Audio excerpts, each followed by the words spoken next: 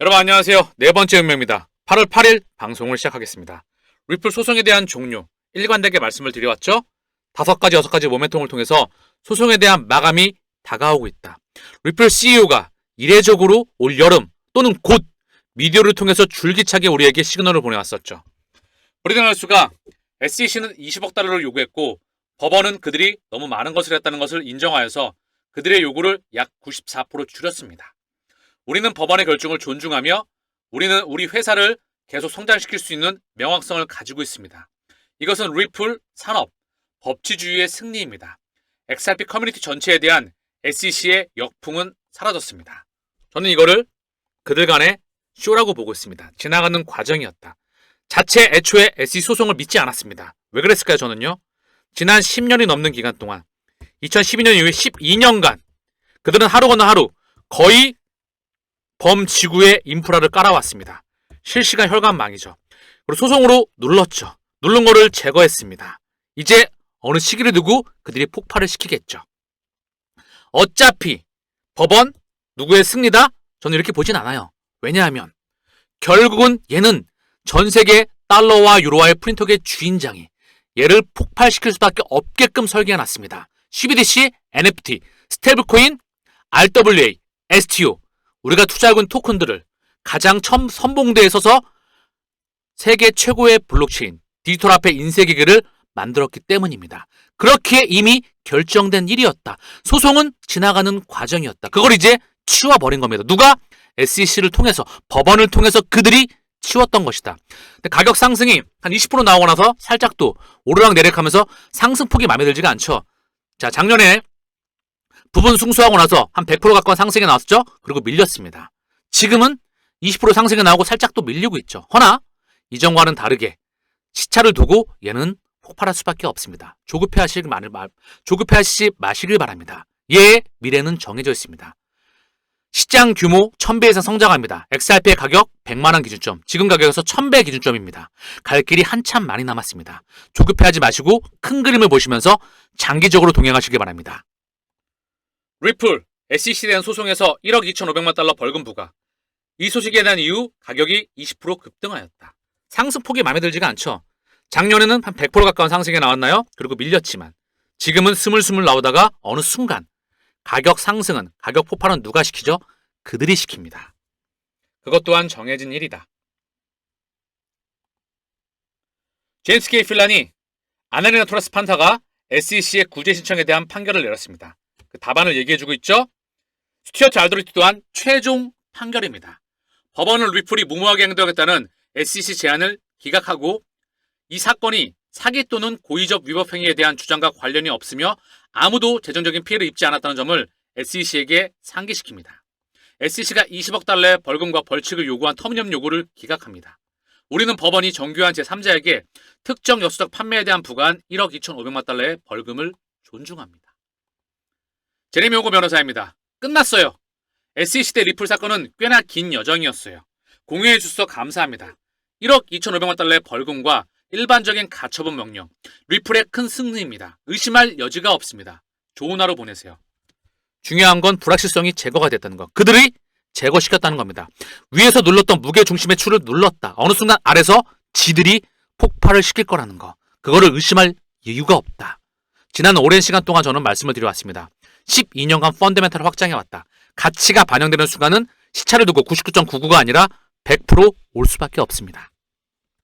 아멜리님의 트위터인데요. 구글, 애플, 아마존이 모두 SEC에 고소당했고 이를 종식시키기 위해서 비용을 지불해야 했다는 사실을 알고 계셨나요? 이제 그들은 수조 달러 규모의 회사가 되었습니다. 리플이 다음이 될 것입니다. 이거 정리하면 3차 산업혁명, 그 중심지에 미국의 빵이 있었죠. 아마존 기준 20년 동안 2,000배였습니다. 지금은 4차 산업혁명이죠. 블록체인과 인공지능 혁명입니다. 블록체인의 진정한 의미는 뭐죠? 돈의 디지털화입니다. 돈의 데이터화. 아시겠죠? 이걸 알고 있는 사람들이, 대중들이 그다지 비중이 많지가 않습니다. 1%도 안 됐다 그런 거? 저는 그렇게 생각합니다. 그럼 뭘까요? 돈의 혁명 플러스 4차 산업혁명입니다. 그게 바로 리플과 XRP라는 거.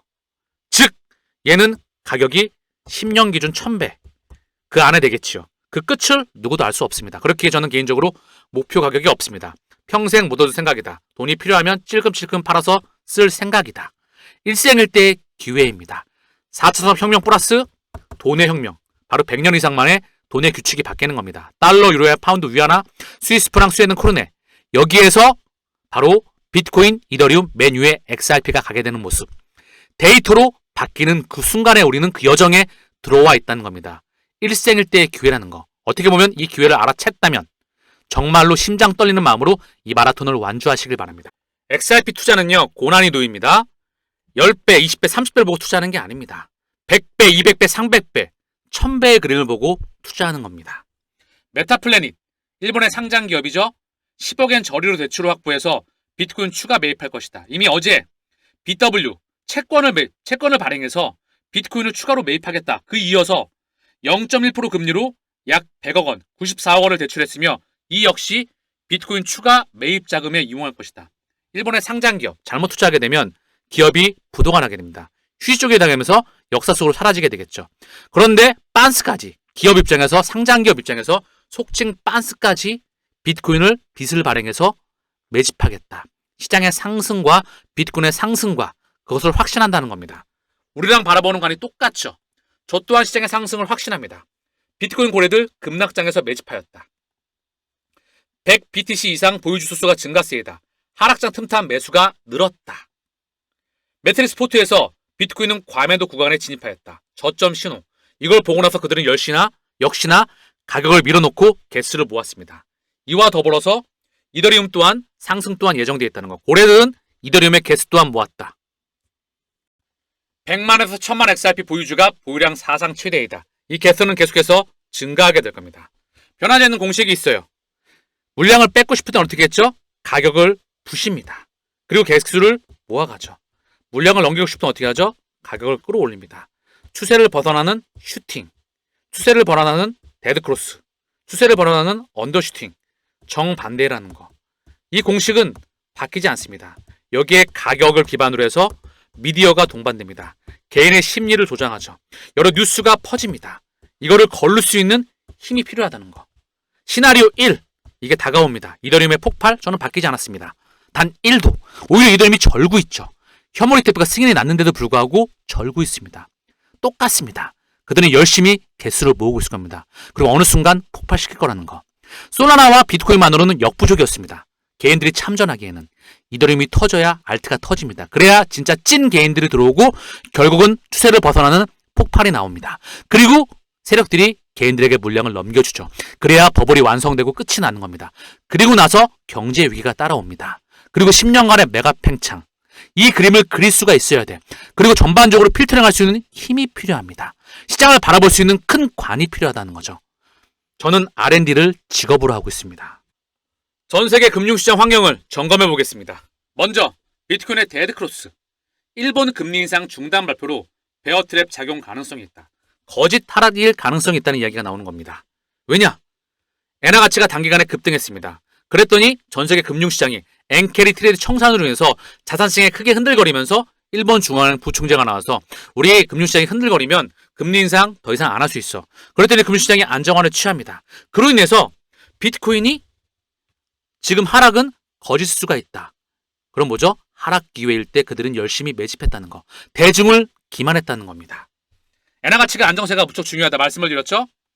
현재 엔달러 환율 보시면은요. 지금 시간이 오후 3시 9분경인데요. 146.17 이게 141까지 140, 142, 140 이게 N고 145, 146 이게 N저입니다. 그래서 엔화 가치가 엔화 강세가 누그러지면서 엔화 약세가 되면서 금융시장이 안정화를 취했다. 자, 간밤 해외 증시, 대한민국 증시 약보합권에서 큰 변동성이 없었습니다. 아직까지는 모니터링이 필요하다. BOJ의 금리 인상 자제 발언에 엔화 가치 다시 급락하였다. 그래서 시장에 그들은 폭락을 원하지 않는다. 시장에 버블을 원한다. 아직 갈 길이 많이 남은 것으로 보여집니다.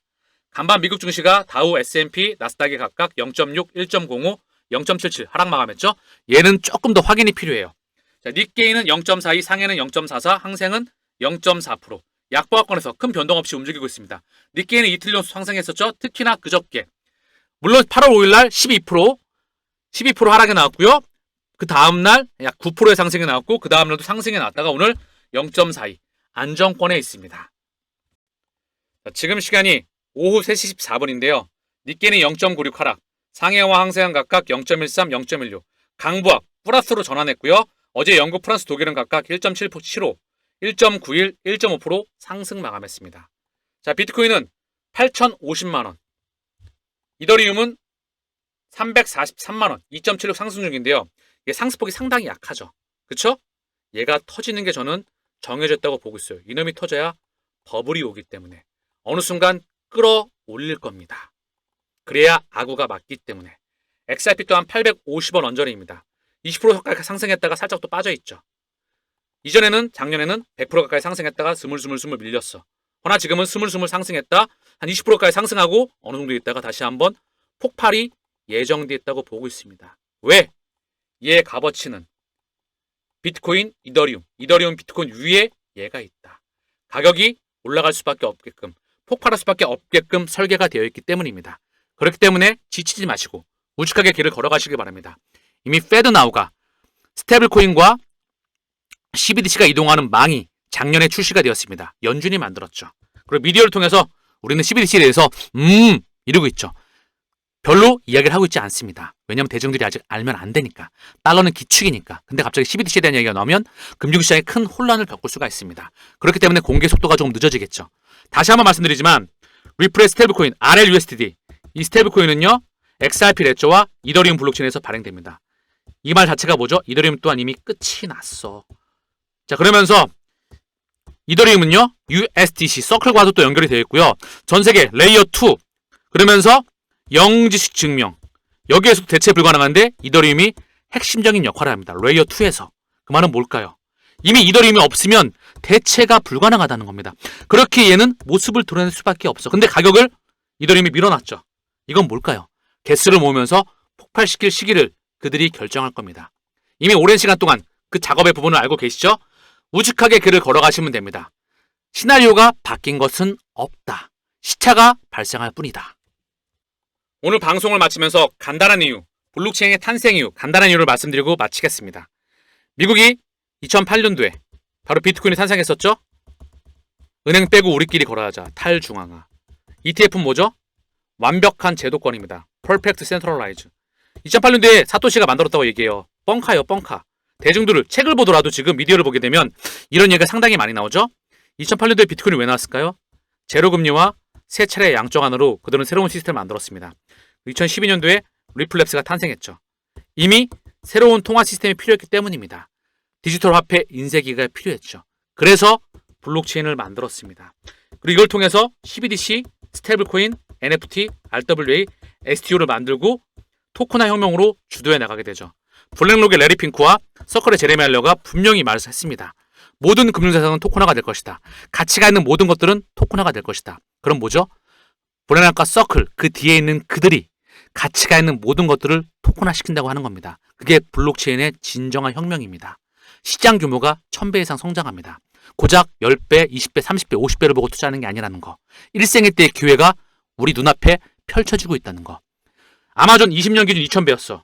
10년 동안 1000배가 결코 허언이 아니라는 거. 그런데 20년 동안 2000배. 과연 몇 명이나 범지구의 80억 인구 중에서 몇 명이나 2000배를 볼 수 있을까요? 손가락에 꼽을 겁니다. 몇 명도 안 될 거야. 우리가 그 10년 동안의 1000배 그 안에 들어가야 됩니다. 가치를 확실히 알았다면 들어갈 수 있겠지요. 일생일 때 기회가 우리 눈앞에 펼쳐지고 있다.